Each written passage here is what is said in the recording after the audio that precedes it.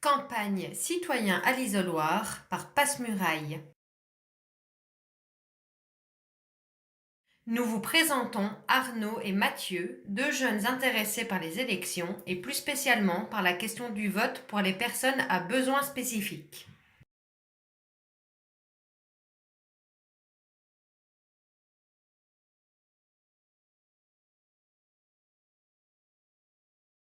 Ils répondent à nos questions. Les présentations. Alors, bonjour, je m'appelle Arnaud, j'ai 30 ans, je suis non-voyant, j'habite Mons tout en étant tournaisien d'origine et je travaille dans l'association Les Amis des Aveugles de Glun en tant que collaborateur pour le service sport et loisirs et consultant en termes de nouvelles technologies.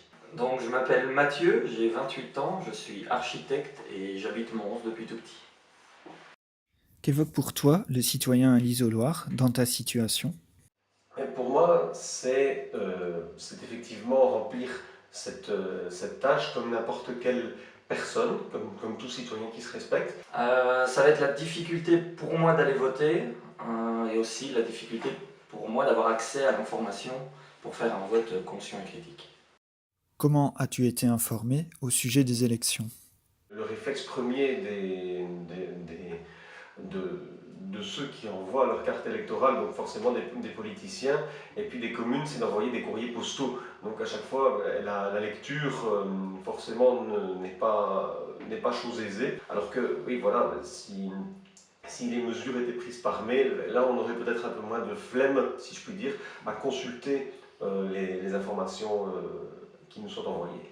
Maintenant, j'écoute quand même les infos de temps en temps à la radio ou à la télé, et puis je me tiens quand même informé sur ce qui est dit. Actuellement, j'ai reçu un dépliant dans ma boîte aux lettres que j'ai lu attentivement et le reste, je vais à la recherche d'informations. Par les réseaux sociaux notamment, dès que j'entends une présentation de candidat, je vais voir. Ou alors quand j'entends parler d'une rencontre citoyenne, moyennant qu'elle soit accessible, parce que parfois elles sont dans des bâtiments qui ne sont pas accessibles, un café ou avec des démarches à l'entrée. Mais sinon, je fais la démarche moi-même d'aller chercher l'information. Une expérience bonne ou mauvaise en matière d'accessibilité?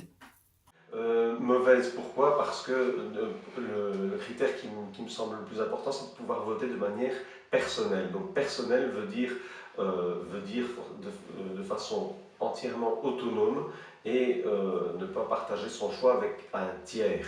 Le résultat est que je ne sais pas voter de façon autonome, je suis toujours dépendant de quelqu'un.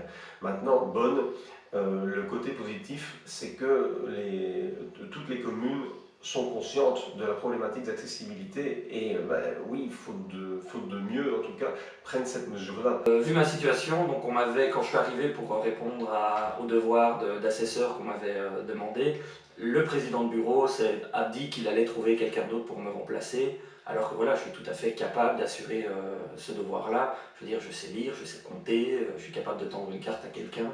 Et donc j'avais été un peu surpris par... Mais voilà, pour moi, c'était pas une mauvaise expérience, c'était juste cocasse pour eux que je ne sois pas capable de faire ça. Et finalement, je suis quand même resté jusqu'au bout pour exercer ce devoir-là. Merci à tous. Vous souhaitez réagir à ces témoignages? Écrivez-nous en laissant un commentaire.